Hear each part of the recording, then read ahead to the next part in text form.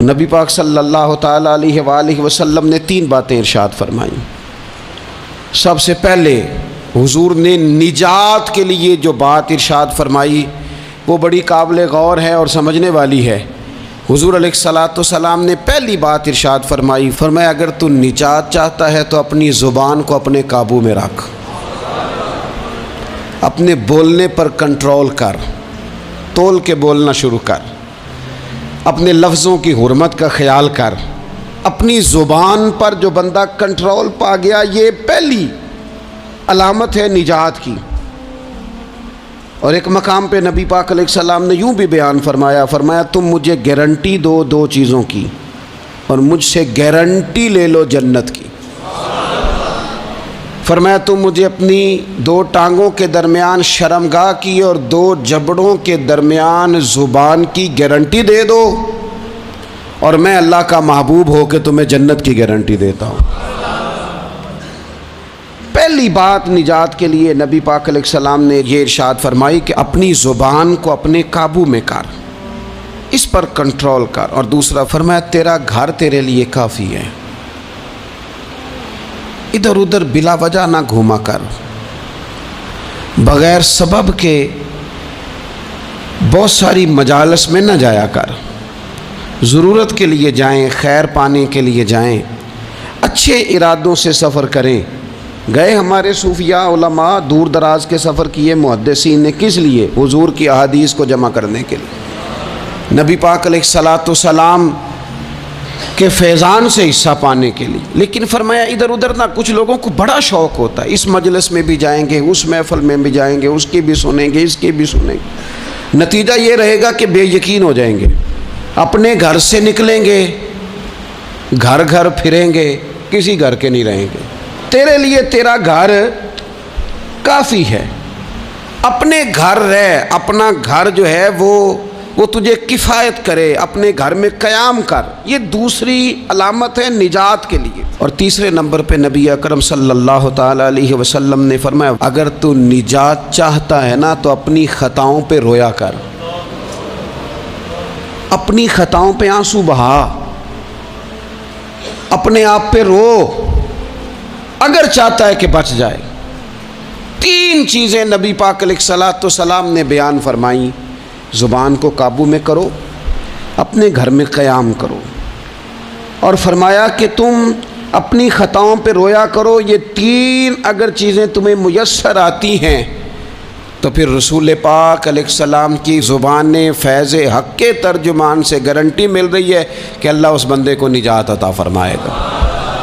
بہت شوق ہے لوگوں کو باتیں کرنے کا، بڑی باتیں، اوئے ہوئے، جو بات بڑے مختصر لفظوں میں 2 جملوں میں بیان ہو سکتی ہے اس کے پیچھے اتنی لمبی تمہید باندھیں گے کہ اصل بات ہی رہ جائے گی بیچ میں سے۔ گفتگو، بات، بولنا، یعنی بات ہو رہی ہے، گفتگو ہو رہی ہے 2 لوگوں کے بیچ اور کوئی دانا آدمی بات کر رہا ہے تو فٹافٹ مداخلت کریں گے اور جملہ پھینکیں گے، کہیں گے قطع کلامی معاف، اور اپنی بات شروع کر دیں گے۔ تو میں کئیوں کو روک کے کہتا ہوں کہ پہلے آپ پوچھ تو لیں ہم نے معاف کیا بھی ہے کہ نہیں۔ بہت باتیں کرتے ہیں بعض لوگ، بہت باتیں کرتے ہیں، اور دنیا میں جو زیادہ خطائیں ہوتی ہیں وہ زبان کی وجہ سے ہوتی ہیں۔ عملاً کوئی کسی کو کیا تکلیف دے گا، ہاتھ کوئی کسی پہ کیا اٹھائے گا، لیکن لفظوں کے تیر، جملوں کے ترش لہجے اور زبان کی کڑواہٹ۔ حضرت عثمان غنی رضی اللہ تعالیٰ عنہ فرمایا کرتے تھے کہ زبان تو روح کو گھائل کر جاتی ہے، بندے کو اندر سے توڑ کے رکھ دیتی ہے یہ زبان۔ بہت سارے لوگ تھے، انہوں نے بہت سارے جملے زندگی میں بولے، میں یقین سے کہتا ہوں کہ انہیں بھی پچھتاوا ہوا کہ یار مجھے یہ والا لفظ نہیں کہنا چاہیے تھا، لیکن کاش یہ بعد میں پچھتانے سے پہلے آپ سوچ لیتے۔